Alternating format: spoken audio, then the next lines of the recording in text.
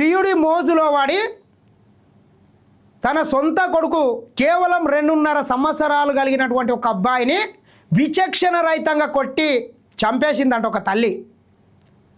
తమ అక్రమ సంబంధానికి తమ రిలేషన్షిప్కి అడ్డొస్తున్నాడని చెప్పి ఎంత దారుణం చూడండి. అసలు రోజు రోజుకు బంధాలు ఏమైపోతున్నాయి అర్థమయ్యే పరిస్థితి లేకుండా పోయింది. 2 ఏళ్ల చిన్నారిని దారుణంగా కొట్టడంతో మృతి. మంచంపై నుంచి పడి చనిపోయాడని భర్తను నమ్మించే ప్రయత్నం. చిన్నారి తండ్రి విషయం పసిగట్టడంతో చివరికి కటకటాల పాలు. కీసర పోలీస్ స్టేషన్ పరిధిలో అమాననీయ ఘటననంట. నిందితురాలు జ్యోతి ఎట్లున్నా చూడండి అమ్మగారు. ఇటువంటివి చాలా అయినాయి ఈ మధ్యలో. మరి ఎందుకు అవుతున్నాయి, ఉండేటందుక పోయేటందుక ఏం అర్థమైతే లేదు. కానీ చూడండి, అభం శుభం తెలియనటువంటి అబ్బాయి ఎంత మంచిగా ఉన్నాడు. అసలు ఏమైంది? కీసర పోలీస్ స్టేషన్ పరిధిలో అమాననీయ ఘటన చోటు చేసుకుంది. ప్రియుడి మోజులో పడి కన్న కుమారుడిని ఓ కసాయి తల్లి కడ తీర్చింది. ప్రియుడితో ఏకాంతంగా గడిపేందుకు అడ్డొస్తున్నాడని తన 2 ఏళ్ల కొడుకును హతమార్చింది. అనారోగ్య సమస్యతో చనిపోయాడని భర్తను నమ్మించే ప్రయత్నం చేసిందంట. చిన్నారి తండ్రి విషయం పసిగట్టడంతో చివరికి కటకటాల పాలైంది.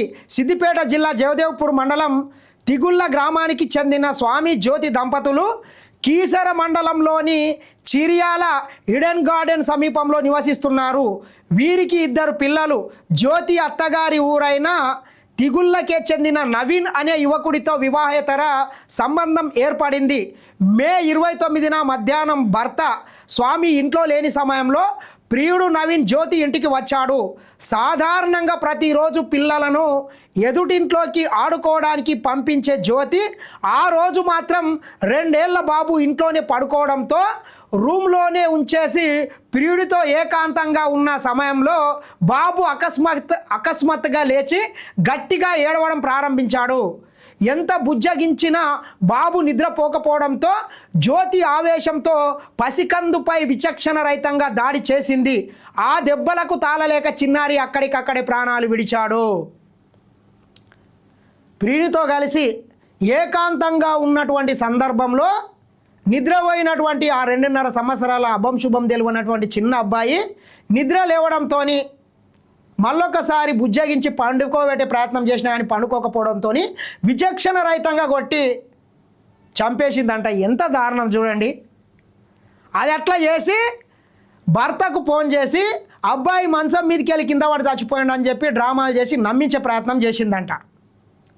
నమ్మించే ప్రయత్నం చేయడమే కాకుండా సమీపంలోని ఒక ఆసుపత్రికి కూడా తీసుకొని వెళ్ళి చూపించే ప్రయత్నం కూడా చేసిండ్రంట 2 కలిసి. బాబు చనిపోయడాన్ని గ్రహించిన జ్యోతి ప్రియుడు నవీన్తో కలిసి సాయంత్రం వేళ చిర్యాల క్రాస్ రోడ్లోని ట్రామా కేర్ ఆసుపత్రికి తరలించింది. అయితే అప్పటికే బాబు మృతి చెందినట్టు వైద్యులు వెల్లడించారు. దాంతో భయపడిపోయిన జ్యోతి ప్రియుడిని అక్కడి నుంచి పంపేసింది. మృతదేహంతో ఒంటరిగా ఇంటికి వచ్చింది. అనంతరం భర్త స్వామికి ఫోన్ చేసి బాబు ఆడుకుంటూ బెడ్ పై నుంచి కింద పడి చనిపోయాడంటూ కన్నీరు మున్నీరైంది. భార్య మాటలు నమ్మిన భర్త వెంటనే ఊరికి చేరుకున్నాడు. అది సాధారణ మరణమే అనుకొని తన స్వగ్రామమైన తిగుళ్ళలో బాబు అంత్యక్రియలు పూర్తి చేసిండంట.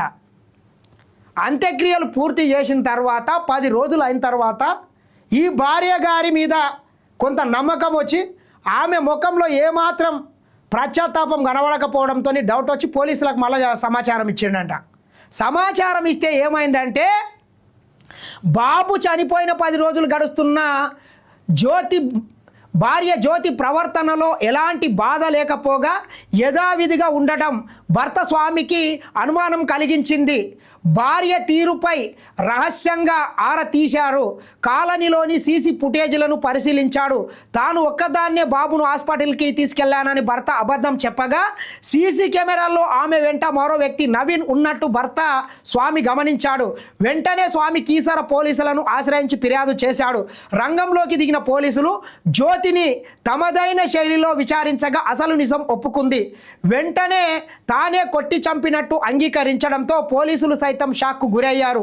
దీంతో ఈ నెల 19న పోలీసులు స్వగ్రామమైన తిగుళ్ళపల్లిలో గాంధీ ఆసుపత్రి వైద్యుల పర్యవేక్షణలో పూడ్చిపెట్టిన బాబు మృతదేహాన్ని బయటికి తీయించి పోస్ట్ మార్టం నిర్వహించారు. తల్లి క్రూరంగా కొట్టడం వల్లే బాబు ఎముకలు విరిగాయని, ఊపిరి ఆడకపోవడం వల్లనే మృతి చెందినట్టు వైద్యులు ప్రాథమికంగా నిర్ధారించారు. కన్న కొడుకునే పొట్టన పెట్టుకున్న కసాయి తల్లి జ్యోతితో పాటు ఆమెకు సహకరించిన ప్రియుడు నవీన్ను పోలీసులు అరెస్టు చేసి రిమాండ్కు తరలించారు. ఎంత దారుణం చూడండి.